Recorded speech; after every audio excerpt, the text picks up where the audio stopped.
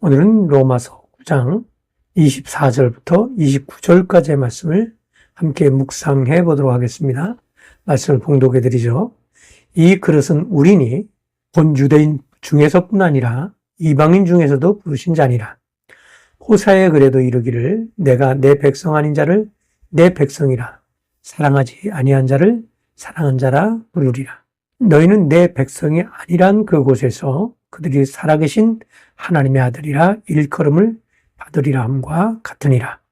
또 이사야가 이스라엘에 관하여 외치되 이스라엘 자손들의 수가 비록 바다의 모래 같을지라도 남은 자만 구원을 받으리니 주께서 땅 위에서 그 말씀을 이루고 속히 시행하시리라 하셨느니라.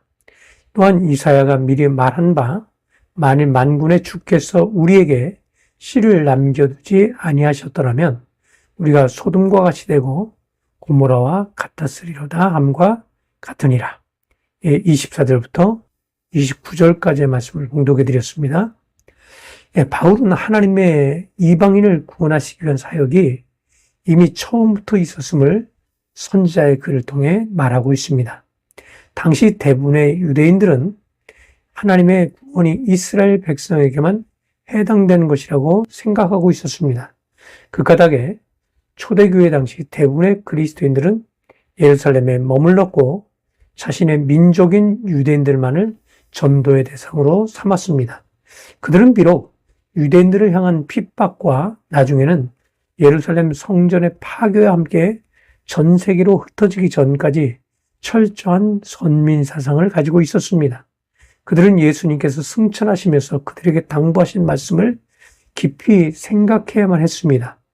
오직 성령이 너희에게 임하시면 너희가 권능을 받고 예루살렘과 온 유대와 사마리아와 땅끝까지 이르러 내 증인이 되리라 하시니라. 그들은 마땅히 복음을 들고 땅끝까지 향해야 한다고 생각해야만 했지만 예루살렘을 벗어나지 못하고 있었습니다. 그들은 예루살렘 성전의 파괴와 더불어 여러 지방으로 흩어진 이후에도 여전히 그들만의 모임을 지속했습니다. 바벨론에 의해 흩어진 유대인들에 의해 지어진 회당을 중심으로 그들은 이방인들과 구별된 모임을 지속하고 있었고 바울은 유대인들에게 복음을 전하기 위해서 그곳을 찾았습니다. 그러나 바울이 유대인들에게 복음을 전하기 위해 회당을 찾았지만 그가 전하는 내용은 오히려 많은 유대인들을 자극했습니다. 그는 구원이 유대인에게 뿐만이 아니라 이방인에게도 있다는 사실을 선포함으로 많은 유대인들로부터 죽음의 위협을 받기도 했습니다. 바울은 주님으로부터 이 사람은 내 이름을 이방인과 임금들과 이스라엘 자손들에게 전하기 위하여 택한 나의 그릇이라는 소명을 받은 자였습니다. 바울은 구원이 오직 이스라엘에게만 있을 것이라고 생각하는 유대인들에게 선지자의 글을 통해 결코 그렇지 않다는 것을 말하고 있습니다. 호세아는 음란한 아내 고멜이 총으로 저지른 두 아들이 있는데 그 아들의 이름이 로루하마, 즉 내가 사랑하지 않는 자라는 뜻을 가지고 있으며 또 한 아들은 로암미, 즉 나의 백성이 아닌 자라는 뜻을 가지고 있습니다. 호세아의 글에서 내 백성이 아닌 자와 사랑하지 아니한 자는 고멜이 부정을 저질러 낳은 두 아들인데 호세아는 고멜의 부정에도 불구하고 그들을 받아들입니다. 실로 놀라운 은혜가 아닐 수 없습니다. 바울은 호세아의 글을 통해서 유대인이나 이방인 모두가 도저히 용서받을 수 없는 자들이지만 하나님의 은혜로 인하여 받아들여졌다는 사실에 대해서 말하고 있습니다. 또한 이사야의 글을 인용해서 이스라엘 구원에 관해서 예언합니다. 사실 이 예언은 아수르에 의해서 포로된 자들의 귀환을 예언한 내용이기도 합니다.